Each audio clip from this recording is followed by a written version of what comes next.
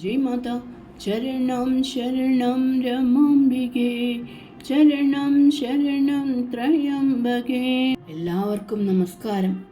ആത്മീയതയുടെയും ശാന്തിയുടെയും സന്ദേശം ലോകത്തിന് പകർന്നു നൽകിയ പരമപൂജ്യ ശ്രീ രമാദേവി അമ്മയുടെ പാതാരവിന്ദങ്ങളിൽ അനന്തകോടി പ്രണാമങ്ങൾ അർപ്പിക്കുന്നു. ശ്രീ രമാദേവി അമ്മ തൻ്റെ ജീവിതം മുൻനിർത്തി നമുക്ക് പകർന്നു നൽകുന്നത് വെറും ഒരു മതബോധമല്ല, മറിച്ച് ബ്രഹ്മവിദ്യ എന്ന നിത്യസത്യമാണ്.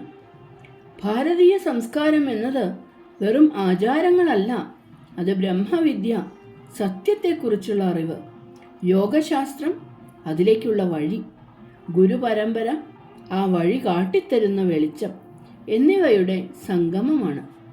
അമ്മ പറയുന്നു, ഈ സംസ്കാരം നിങ്ങളുടെ പുറത്തല്ല, അത് നിങ്ങളുടെ അസ്ഥിമജ്ജകളിൽ ലയിച്ചു ചേർന്നതാണ്. അവിദ്യയുടെ അല്ലെങ്കിൽ അജ്ഞാനത്തിൻ്റെ പാളികൾക്കിടയിൽ അത് മറഞ്ഞു കിടക്കുന്നു എന്ന് മാത്രം. ഈ മറ നീക്കി ഉള്ളിലെ ദിവ്യത്വത്തെ തൊട്ടറിയുക എന്നതാണ് നമ്മുടെ ലക്ഷ്യം. ജ്ഞാനയോഗം എന്നാൽ ബുദ്ധിപരമായൊരു കസർത്തല്ലെന്ന് അമ്മ ഓർമ്മിപ്പിക്കുന്നു. അത് വിവേചനവും ആത്മപരിശോധനയും ചേർന്നതാണ്. അമ്മയുടെ വാക്കുകളിൽ സംഗീതവാസന ഉള്ളവനെ സംഗീതം ആസ്വദിക്കാനാകൂ. അതുപോലെ ആത്മീയമായ സംസ്കാരവും ശ്രദ്ധയും ഉള്ളവർക്ക് മാത്രമേ ബ്രഹ്മവിദ്യയുടെ മാധുര്യം നുണയാൻ കഴിയൂ. ഇവിടെ ഒരു ദൃഷ്ടാന്തം നോക്കാം. ഇരുട്ടുള്ള മുറിയിൽ ഒരു കയർ കിടക്കുന്നു. നാം അതിനെ പാമ്പാണെന്ന് തെറ്റിദ്ധരിച്ച് ഭയപ്പെടുന്നു. ഈ ഭയം മാറ്റാൻ പാമ്പിനെ കൊല്ലുകയല്ല വേണ്ടത്, മറിച്ച് ഒരു വിളക്ക് കത്തിച്ച് അത് കയറാണെന്ന് തിരിച്ചറിയുകയാണ് വേണ്ടത്. അതുപോലെ ഈ ലോകം സത്യമാണെന്നും നമ്മൾ വെറും നശ്വരമായ ശരീരമാണെന്നും കരുതുന്ന അവിദ്യയെ ജ്ഞാനമാകുന്ന വിളക്ക് കൊണ്ട് മാറ്റണം. അപ്പോൾ ഭയമില്ലാതെ മരണമില്ലാത്ത ആത്മാവായി നാം ഉണരുന്നു. അമ്മയുടെ ദർശനത്തിലെ ഏറ്റവും വിപ്ലവകരമായ ഭാഗം ഗൃഹസ്ഥാശ്രമത്തെക്കുറിച്ചുള്ളതാണ്.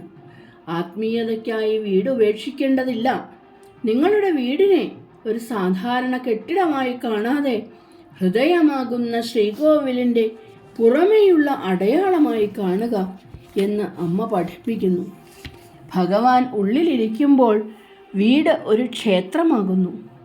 നിങ്ങൾ ചെയ്യുന്ന ഓരോ പ്രവൃത്തിയും, ഭക്ഷണം പാകം ചെയ്യുന്നതാകട്ടെ, കുട്ടികളെ വളർത്തുന്നതാകട്ടെ, അത് ഈശ്വര പൂജയാക്കി മാറ്റുക. സേവനവും സ്നേഹവും നിറയുമ്പോൾ നിങ്ങളുടെ വീട് ഹെവൻസ് ഓഫ് ഹോളിനെസ്, വിശുദ്ധിയുടെ സ്വർഗമായി മാറും. സ്വാർത്ഥത വെടിയുമ്പോൾ മാത്രമേ ബ്രഹ്മവിദ്യയുടെ മഹത്വം മനസ്സിലാക്കാൻ നമുക്ക് സാധിക്കൂ. ഹൃദയമാണ് ഈശ്വരൻ്റെ ഏറ്റവും വലിയ ശ്രീകോവിൽ എന്ന് അമ്മ പറയുമ്പോൾ അത് കേവലം ഒരു തത്വചിന്തയല്ല, മറിച്ച് നമ്മുടെ ജീവിതം കൊണ്ട് അനുഭവിക്കേണ്ട യാഥാർത്ഥ്യമാണ്. ഈശ്വരനെ തേടി നാം നദികളിലും മലമുകളിലും മലയുമ്പോൾ ഞാൻ എന്ന് നമ്മൾ ചൂണ്ടിക്കാണിക്കുന്ന ആ ഉള്ളിൻ്റെ ഉള്ളിൽ തന്നെ പരമശിവൻ വസിക്കുന്നുണ്ടെന്ന് അമ്മ ഓർമ്മിപ്പിക്കുന്നു. സ്വയം അറിയുക എന്ന പ്രക്രിയയാണ് ഏറ്റവും വലിയ ആരാധന. പലപ്പോഴും ആത്മീയത എന്നാൽ വീടും കുടുംബവും ഉപേക്ഷിച്ച് കാട്ടിൽ പോകലാണെന്ന് ഒരു തെറ്റിദ്ധാരണയുണ്ട്. എന്നാൽ അമ്മ പഠിപ്പിക്കുന്നത് നേരെ തിരിച്ചാണ്. ഗൃഹസ്ഥാശ്രമം എന്നത് ഈശ്വരനെ അറിയാനുള്ള ഒരു കളരിയാണ്.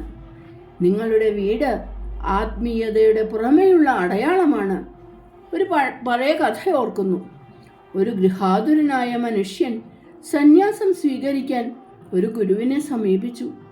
എനിക്ക് വീട് ഉപേക്ഷിക്കണം, എനിക്ക് ഈശ്വരനെ കാണണം എന്ന് അയാൾ പറഞ്ഞു.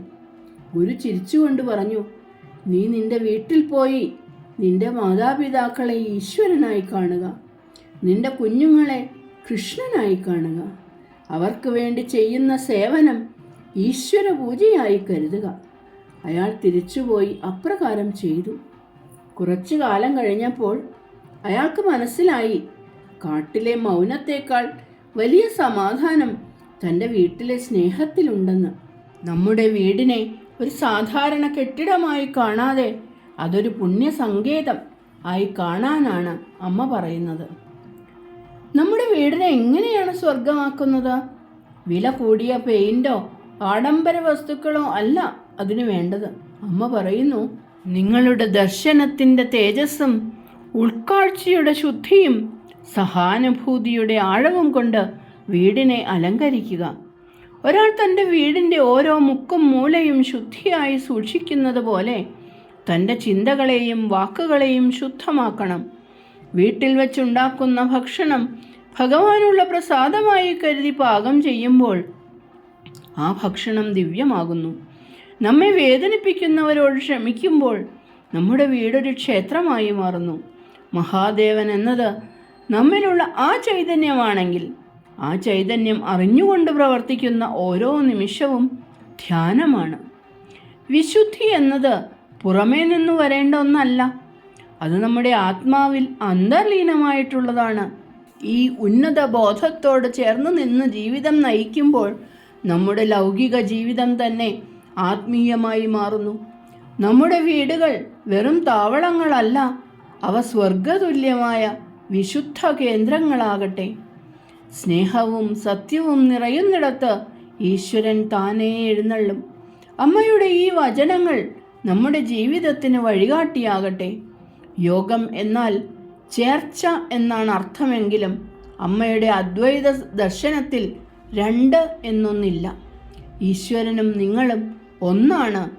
ഞാൻ എന്ന ബോധത്തിൻ്റെ ആഴത്തിലുള്ള പൊരുൾ പരമാത്മാവ് തന്നെയാണ്. ഒരു പുഴ കടലിൽ ചേരുമ്പോൾ അത് പുഴയല്ലാതായി മാറുന്നു, അത് കടലായി മാറുന്നു.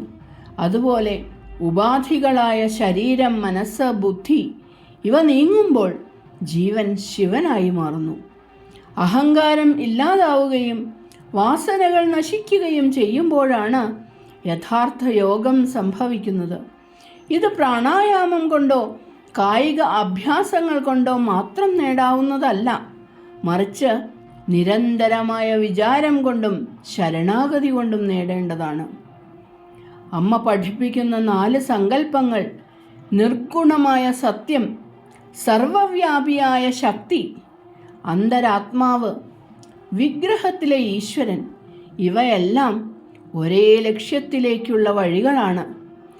ജ്ഞാനവും ഭക്തിയും കർമ്മവും വേറിട്ടതല്ല, അവ ഒരു നദിയുടെ ഒഴുക്കുപോലെ ഒന്നായി തീരണം. ഈശ്വരൻ പ്രകാശിക്കുമ്പോൾ മാത്രമേ നമുക്ക് അദ്ദേഹത്തെ അറിയാൻ കഴിയൂ.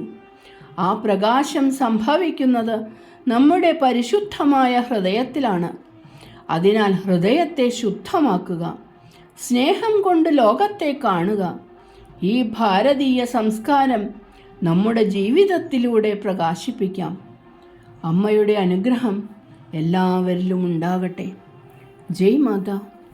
ചരണം ശരണം രമാംബികേ, ചരണം ശരണം ത്രയംബകേ. സർവം രമാംബികാർപ്പണമസ്തു.